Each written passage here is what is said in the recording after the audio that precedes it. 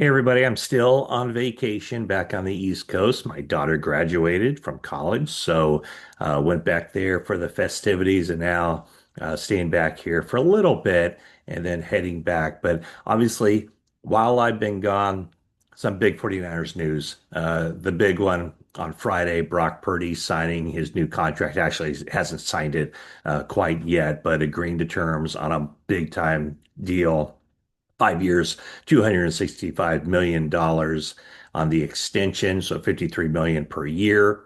And then Fred Warner agrees to his new contract as well, something that Jennifer Lee Chan, my colleague at NBC Sports Bay Area, reported on. Let's see, that was Sunday.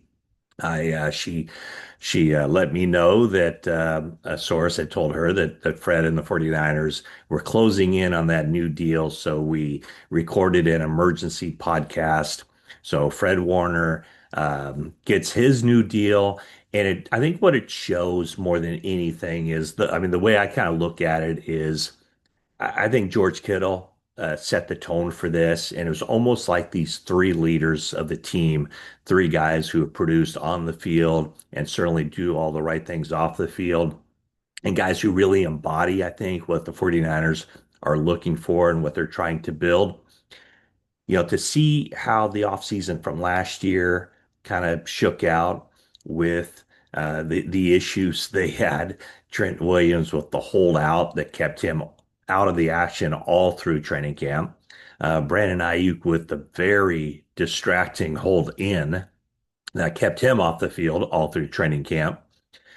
We saw what kind of impact that had. And it just seems like anytime the 49ers have had an issue with a player who has either missed most of the offseason program or all the offseason program, and then certainly whenever a player has missed some of training camp, it's had an impact on the team. I think it's had an impact, maybe just kind of the vibes, which is difficult to pinpoint, but also.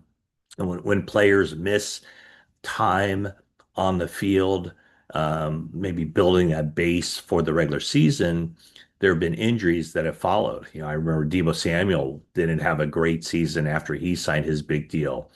Nick Bosa got off to a very slow start after he signed his big contract. And then last year, both Ayuk gets injured, Trent Williams didn't play well, and then he got injured.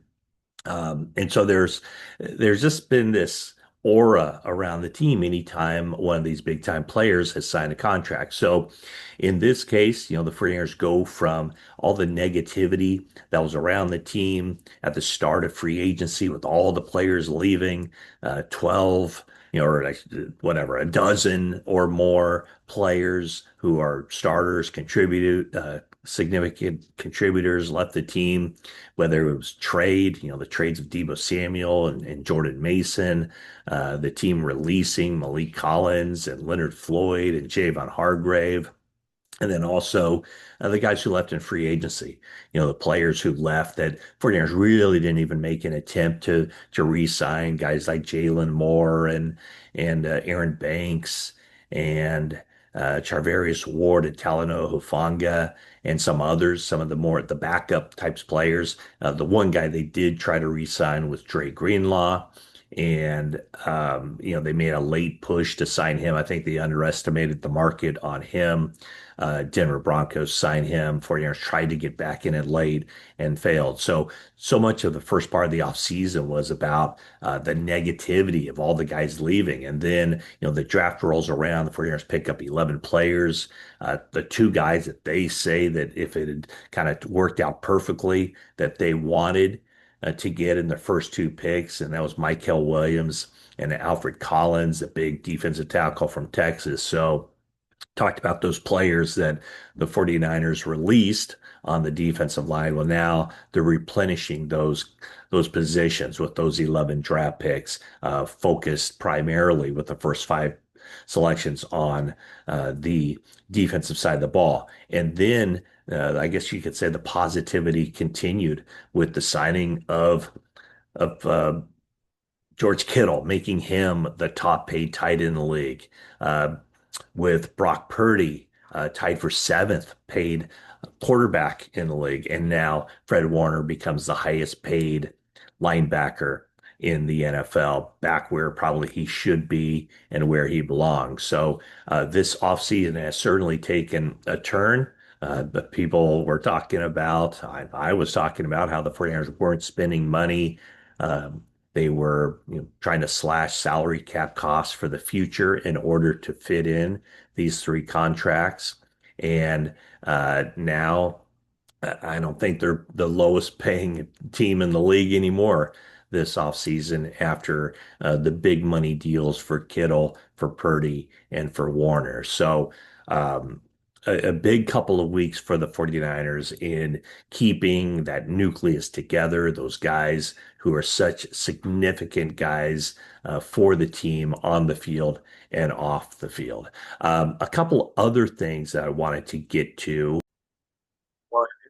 49ers finally have a kicker to compete against Jake Moody. Now, I'm not sure how much of the competition, how serious it is going to be. I shouldn't say how serious it's going to be, but how much the kicker the 49ers added will really compete with Jake Moody. As long as Jake Moody kind of keeps it together. Obviously, his confidence took a big hit last season, but listening to Brant Boyer, the 49ers special teams coordinator, he talked about just how talented Moody is and believes that the new long snapper, John Weeks, will have an impact on this. But the kicker they bring in is Greg Joseph. The 49ers release Alex Barrett, who's a defensive lineman, has been with the team for several years, mostly on the practice squad, but he's seen some action in games. But anyway, Greg Joseph is a 6-year veteran. He's bounced around quite a bit. Miami Dolphins, Cleveland Browns, Titans, Vikings, New York Giants, Commanders, and the New York Jets. And I guess the key one being the New York Jets, because that's where Brant Boyer was the special teams coordinator before he came to the 49ers. So Greg Joseph is someone who's made 82.3% of his field goal attempts. Um, he is around 90%, a little bit over 90% on extra points, which isn't very good. You want to be closer to 100%, quite obviously. He's appeared in 75 NFL games, including 12 postseason games. So, actually, take that back, four postseason games with the Titans and the Vikings. And so, Greg Joseph, a veteran guy, 49ers said that they were going to bring in a veteran guy. They did. Okay, what next? Oh, also wanted to mention Brent Jones. 49ers have announced that Brent Jones will be the next inductee into the 49ers Hall of Fame, the Edward J. DeBartolo Sr. 49ers Hall of Fame. So that ceremony will take place later this season. Brent Jones will be honored. Another part I wanted to kind of hit on was what's next for the 49ers off season. Um, I did mention earlier that I think the 49ers were in the mix for some sort of trade to bolster their roster after June 1. Haven't heard anything else on that. So I don't know if that's still in the works or if that's a possibility or what's going to happen there. I'll try to get down to the bottom of that to just see what can be expected, if anything can be expected, with a potential trade in June. The next thing is also Juwan Jennings. Juwan Jennings is entering the final year of his contract. It's a situation where 49ers, I'm sure, would like to sign him, but with the wide receiver market exploding, maybe it just behooves Juwan Jennings to bet on himself and play this year out and see if he can get a huge money deal next offseason. So that's kind of a quick rundown of what's been going on with the 49ers. Again, thanks for watching this video. Please subscribe if you haven't already, and leave a thumbs up and a comment. And again, big news for the 49ers wrapping up here in just a rapid fire succession: Kittle, Purdy, and Warner. And so all of a sudden that 49ers off season looks to be moving in a very positive direction for the organization. Oh yeah, also throw in the schedule release that seemed to be very favorable to the team. 49ers, unlike other years, do not face any teams this season coming off the bye. So anyway, thanks a lot, and that's it for now.